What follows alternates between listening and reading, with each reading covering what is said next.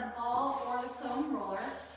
If you've never foam rolled your glutes before, then maybe start with the foam roller rather than the ball, but you are welcome to start with the ball if that is your tool of choice. It usually is my tool of choice, but today I'm going to start with the roller.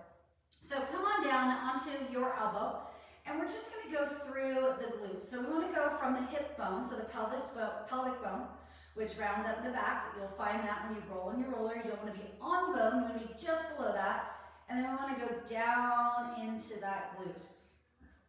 And then just go right through it. We're just kind of checking it out, seeing what's happening. Right now I'm keeping my legs, for the most part, straight ahead. Some of you will find when you get down on the floor like this, your leg automatically wants to fall to the side. You have a hard time keeping it straight. There's a lot of tension there. That should be clue number one if that something isn't right back there. We do have natural turnout of our legs and our femurs, but we should be able to bring them into the midline, right? So if you have a hard time bringing your legs into the midline, you're gonna have to address this. Now I've paused right on about the middle of my glute, and it's really hard for me to show you these kind of things. That's why I want you to get on your roller and experience them for yourself. Everyone's a little different as to where their issues are. Some people will be closer to the sacrum, where the muscles attached to the actual sacrum, which is where your tailbone, just above the tailbone, that bony section in the middle of your butt there. Some people have an issue there, it'll be super tender. Other people, as you roll towards the actual femur, the joint right on the edge there, right on the side, some people have the issue there, just above that, right around the edge of that femur. So I want you to find your spot, and you're gonna hang out there. So find the spot, pin it down, and hang out. So you'll find your body wants to fight it. Right? It wants to push against that muscle. Try to relax. Big deep breaths. Relaxation triggers breathing. The way you breathe is going to trigger your nervous system. So if you take big deep breaths and try to relax, that's going to relieve the nervous system. It's going to relax things, which is then going to help also with the muscular tension. We forget about the effect that breath has on muscular tension. Super important. So keep breathing. As you find that starts to relax, you can shift your weight to another area, okay? Or you can just continue to stay on that area. We're just going to hang out here for another maybe 30 seconds. And just kind of find the area that works for you. You can always raise the leg up and cross it over. For people that are more beginner, never done this before, maybe not go this far right now, this is probably plenty for you. If it's not quite enough, you could always grab a ball and put the ball in there. We can also come up, and I said 30 seconds, so I'm about 20 seconds. Okay, we can come up, use our hands behind us to support us, and cross over, okay? And then we kind of rock into it. So we're just exposing those muscles back there in a different way. But this is a really good way to get, if your leg automatically wants to turn out here, we can come up here and really dig into that pesky piriformis, right? So I'm sure you guys have heard that word before. It's a culprit and a lot of tension back there. Okay, so we want to get all that stuff to relax. And then I'm breathing. You can just in and out with the knees. See how that changes the stretch back there. We just want those tissues to release. Okay, we want them to relax.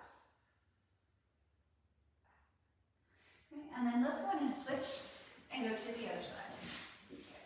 Okay, so we're going to start down on the elbow. And we're just going to roll through the glute, just kind of checking things out, see how things feel. Seeing if it's more towards the sacrum, middle of the butt, or more towards the edge. How does this side differ from the other side? Or is it the same?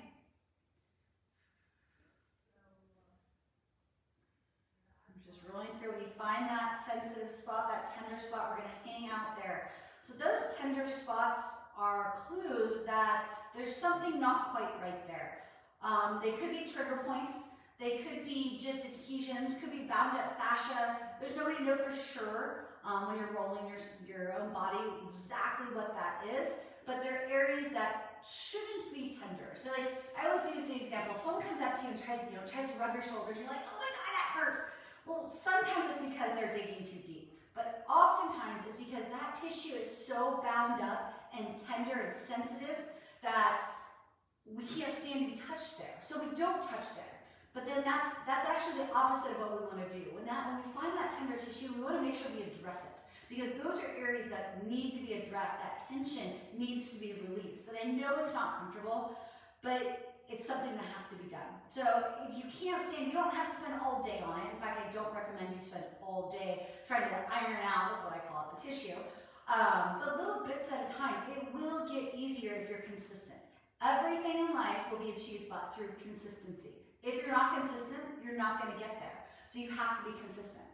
So go ahead and bring this leg up if you want, and then we're going to roll through it. So this changed this side dramatically for me. So there wasn't a whole lot back there, but until I raised this knee up.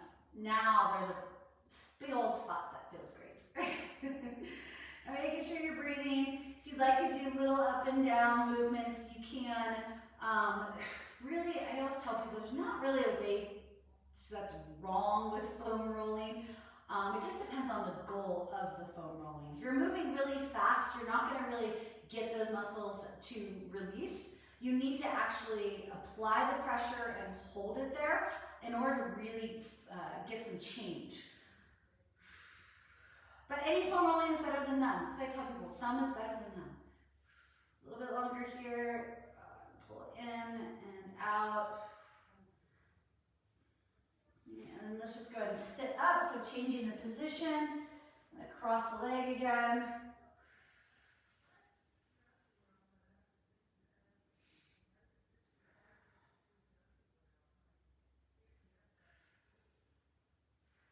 So it all changed when I just sat up. So now that I sat up, and notice this for yourself, I sat up, that same area I was working before that I said was really tender, kind of lost it a little bit. So for me to kind of hang out here, I'm not going to say it's a waste of time, but for me to spend all my time here would probably be not a very good use of time. I was better down here where it really could get into those tissues. Okay, so let's kind of move on. We don't have a lot of time. So I do want to address the front of the leg. So we have a tendency when we have back pain or any kind of pain, we think of the spot where the pain is. And we don't really think about what's happening around that pain, above, below, to the sides, or in front of that pain. So when we have back pain, not only are those glutes a common culprit, but then we got to look at what's happening in the front of the hip. What is affecting our hip position from the front? Because the glutes aren't the only thing affecting the hip. We have the quads too. And a lot of people are quad dominant, very tight in the quads, especially if you sit a lot. I also find the strength and balance is another thing, and we can go over that in another post. But right now we're going to address the quad. And we're going to just take the roller. And for this one here, I just talked about using the roller in different ways. This one we're just going to roll down, especially for lack of time. We're going to just go up and down the thigh, and we're going to go down the edge. Now, I don't want to go on the actual edge. Now we're getting into the IT band, and rolling the IT band not only is it uncomfortable, but you're really not going to get anywhere if you hammer on that IT band. It's just going to be uncomfortable, so just stay off of it. We're going to go right on the edge of that IT band, though, and into where the quad comes in, and then we're going to go down the front, and then we're going to shift our weight so we're going down the middle, and we're just going to do one leg at a time so you put as much pressure as possible on it. Okay, I'm going to start all the way up at the hip bone, so find that hip bone. I'm just going to rock side to side, just kind of check out that area. Now right now I just want you, because of the lack of time, is to notice what areas are sore and what you might need to come back to. So right here, this area on me kind of lights up, right? It's kind of like the butt for me.